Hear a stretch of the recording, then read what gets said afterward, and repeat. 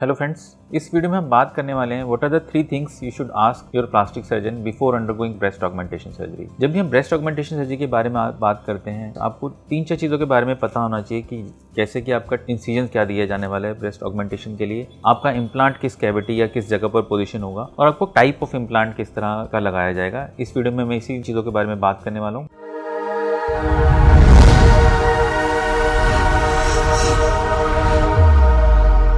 मेरा नाम डॉक्टर हितेश आनंद है।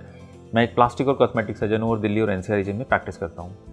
फ्रेंड्स, जब भी हम ब्रेस्ट ऑगमेंटेशन के बारे में बात करते हैं तो सबसे पहले हमें अपने प्लास्टिक सर्जन से ये डिस्कस करना चाहिए कि आपको उस ब्रेस्ट ऑगमेंटेशन के लिए जो भी इम्प्लांट डाला जाएगा उसके लिए इंसिजन क्या होगी। नॉर्मली जब भी हम ब्रेस्ट ऑगमेंटेशन करते हैं जो 3-4 मोस्ट कॉमनेस्ट इंसिजन्स हैं, वो सबसे पहले एक इंसिजन होता है जो कि हम lower end of your breast देते हैं, मतलब ब्रेस्ट क्रीज में एक स्किन केज एक इंसिजन दिया जाता है। एक इंसिजन आपके पेरी एरियोलर रीजन में दिया जाता है, मतलब जो भी एरियोला या पिगमेंटेड पार्ट ऑफ ब्रेस्ट होता है उसमें इंसिजन दिया जाता है, या फिर वो इंसिजन एक्सिलरी रीजन में या एक्सेला की तरफ दिया जाता है।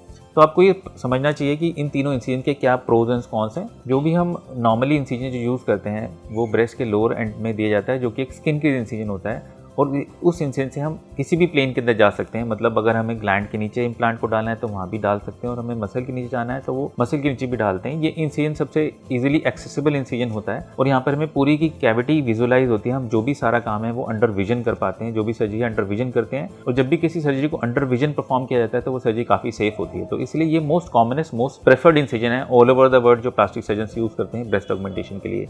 कुछ प्लास्टिक सर्जन पेरीओरिलर या मतलब पिगमेंटेड पार्ट की तरफ भी एक इंसिजन देते हैं। उसका सिर्फ चांस यही रहता है कि एक तो स्कारिंग की पॉसिबिलिटी वहाँ पर ज़्यादा होती है, दूसरा उसमें कुछ आपके मिल्क ग्लैंड्स या मिल्क डक्ट्स के कटने का ट्रांजैक्शन होने का खतरा होता है। कुछ सर्जन्स उसको एक्सिलरी इंसिजन से भी देते हैं, बट वो अप्रोच एक ब्लाइंड अप्रोच है, और उस अप्रोच से हमें इम्प्लांट को अगर पुश करते हैं तो किसी स्ट्रक्चर को इंजरी होने का चांस होता है। तो वो नॉर्मली हम अपनी प्रैक्टिस में उसको प्रेफर नहीं करते हैं। अदरवाइज ये 3 इंसिजन हैं जिनके बारे में आपको पता होना चाहिए जब भी आप अपनी ब्रेस्ट ऑगमेंटेशन सर्जरी कराएं। आप अपने प्लास्टिक सर्जन से डिस्कस कर लें कि वो क्या इंसिजन इसमें यूज करने वाले हैं। सेकेंड आता है इसमें पॉइंट की जो आपको क्वेश्चन आपको पूछना चाहिए अपने प्लास्टिक से जो डिस्कस करना चाहिए, वो ये डिस्कस करना चाहिए कि वो इम्प्लांट की प्लेसमेंट कहाँ पर करने वाले हैं। क्या वो इम्प्लांट को सब ग्लैंडुलर या प्री पेक्टोरल मतलब ग्लैंड के नीचे और मसल के ऊपर डालने वाले हैं, या कि वो जो आपका इम्प्लांट है वो मसल के नीचे या सब मस्कुलर पॉकेट के अंदर डालने वाले हैं। जो भी हम इम्प्लांट की पोजीशन का डिसीजन लेते हैं कि उस इम्प्लांट को हमें सब ग्लैंडुलर या मसल के ऊपर प्री पेक्टोरल डालना है या मसल के नीचे डालना है, वो नॉर्मली प्लास्टिक सर्जन काफ़ी आपकी स्किन को, आपके चेस्ट को असेस, ब्रेस्ट को असेस करने के बाद लेते हैं कि वहाँ पर आपकी स्किन की थिकनेस कैसी है, वहाँ पर आपका फैट कैसा है, और उसके हिसाब से कंबाइंड डिसीजन लिया जाता है पेशेंट और डॉक्टर के डिसीजन के बारे में। तो ये सेकंड पॉइंट है जिसमें आपको अपने प्लास्टिक सर्जन से डिस्कस करना चाहिए कि उस इम्प्लांट की पोजीशन क्या रहेगी।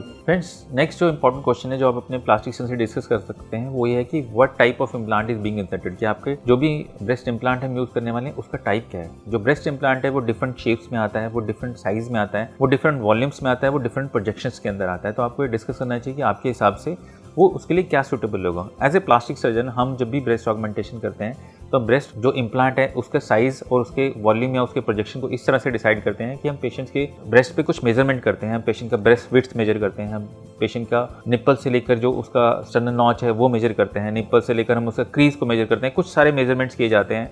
पिंच थिकनेस को देखा जाता है कि आपकी स्किन की थिकनेस जो है वो अपर पोल और लोअर पोल पे कैसी है। उसके बाद हम जो आपकी बॉडी की एनाटॉमी और आपके टिश्यूज़ का जो कैरेक्टरिस्टिक है उसके हिसाब से एक डिसीजन लेते हैं कि आपके लिए आइडियल, आपकी हाइट के हिसाब से, आपकी ब्रेस्ट की शेप के हिसाब से, आपकी ब्रेस्ट की बेस विड्थ के हिसाब से आपके लिए ये इम्प्लांट सूटेबल रहेगा। और इसमें भी थोड़ा बहुत हम वेरिएशन पॉसिबल है जो कि हम पेशेंट से डिस्कस करते हैं कि उसकी क्या डिज़ायर है, उसका एक इम्प्लांट साइज़ का गोल क्या है। हम कुछ पेशेंट्स के अंदर ये भी पेशेंट को बोलते हैं कि आपको जो भी आपको लगता है कि आपको जिस तरह की ब्रेस्ट की साइज़ या ब्रेस्ट की शेप की रिक्वायरमेंट है, आप उस तरह की अगर हमें पिक्चर्स ला के दिखा पाएँ तो हमें थोड़ा सा आइडिया लग जाएगा। साथ ही साथ हम पेशेंट का ओवरऑल गोल भी असेस करने की कोशिश करना चाहते हैं कि क्या पेशेंट एक नेचुरल लुक की तरफ जाना चाहता है, या पेशेंट को ऐसा लगता है कि मुझे एक नेचुरल लुक नहीं, मुझे एक हेवी ब्रेस्ट चाहिए या ऑगमेंटेड ब्रेस्ट की अपीयरेंस चाहिए। तो ये बातें भी हम पेशेंट से डिस्कस करते हैं और उसके हिसाब से हम आगे प्लान करते हैं कि आपके लिए हमें किस तरह का ब्रेस्ट इम्प्लांट जो है वो सूटेबल रहेगा। अगर हमें लगता है कि पेशेंट की ये डिज़ायर है कि उनको ब्रेस्ट जो है वो थोड़ी सी हेवी ब्रेस्ट चाहिए या उनके वॉल्यूम का एनहांसमेंट थोड़ा ज़्यादा चाहिए, तो हम सेम ही इम्प्लांट के अंदर हम प्रोजेक्शंस को थोड़ा चेंज कर सकते हैं, मतलब इम्प्लांट की हाइट को चेंज कर सकते हैं। तो ये सारी बातें हम जब हमारे पास पेशेंट आती हैं तो हम उनसे डिस्कस करते हैं और डिटेल में हम एक कंसल्टेशन करते हैं, और उसके बाद हम मेनली एक कस्टमाइज एक प्लान बनाते हैं कि आपके लिए ये इम्प्लांट जो आपकी शेप से, आपकी जो टिश्यू के जो फीचर्स हैं, टिश्यू कैरेक्टरिस्टिक हैं, जो आपकी एग्जिस्टिंग ब्रेस्ट के अंदर जितना फैट है, स्किन है, उसके हिसाब से आपके लिए सूटेबल रहेगा। और इसमें भी थोड़ा बहुत वेरिएशन पॉसिबल है। अगर आपको लगता है कि नहीं, आपको ये नेचुरल की बजाय आपको ऑगमेंटेड लुक एक चाहिए, ऑगमेंटेड ब्रेस्ट की लुक चाहिए, आपको क्लीवेज चाहिए, तो ये सब चीज़ें हम पेशेंट से उस समय डिस्कस करते हैं, और वो जैसे भी हमसे डिस्कस करती हैं उसके हिसाब से कस्टमाइज प्लान किया जाता है। तो पेशेंट ये तीन हमसे इंपॉर्टेंट, हमारे हिसाब से तीन इंपॉर्टेंट चीज़ें हैं जो पेशेंट्स को हमेशा अपने प्लास्टिक सर्जन से डिस्कस करना चाहिए जब भी वो ब्रेस्ट ऑगमेंटेशन के लिए जाना चाहती हैं, कि उसमें इंसिजन कैसा दिया जाएगा, उसके अंदर इम्प्लांट का जो कैरेक्टरिस्टिक है वो किस तरह का यूज़ किया जाएगा, और इम्प्लांट में प्लेसमेंट कैसे की जाएगी, कि वो सबग्लैंडुलर होगा या मसल के नीचे होगा या मसल के ऊपर होगा। ये तीन इंपॉर्टेंट क्वेश्चन है, जब भी आप ब्रेस्ट ऑगमेंटेशन कराने जाएं अपने प्लास्टिक सर्जन से जरूर पूछें, ताकि आप अपने आप को एक बेटर शेप दे पाएंगे, अपनी ब्रेस्ट को एक ब्यूटीफुल शेप दे पाएंगे और एक नेचुरल लुकिंग शेप दे पाएंगे। तो फ्रेंड्स, ये था इस वीडियो के बारे में, जिसमें मैंने बताया कि what are the 3 important questions one should ask to the plastic surgeon when she is going for a breast augmentation. अगर आपको वीडियो पसंद आया तो आप इस वीडियो को लाइक कर सकते हैं, आप हमारे YouTube चैनल को सब्सक्राइब कर सकते हैं। हमारे YouTube चैनल पे ब्रेस्ट ऑगमेंटेशन और कॉस्मेटिक्स से रिलेटेड काफ़ी सारी वीडियोज़ दी गई हैं, आप उन्हें देख सकते हैं। और अगर आप इस प्रोसीजर में कराने में इंटरेस्टेड हैं और हमसे एक फेस टू फेस कंसल्टेशन चाहते हैं, तो आप नीचे दिए गए नंबर पर हमें कनेक्ट कर सकते हैं, एक मैसेज भेज सकते हैं, हमारी टीम आपसे कनेक्ट कर लेगी। Thank you friends.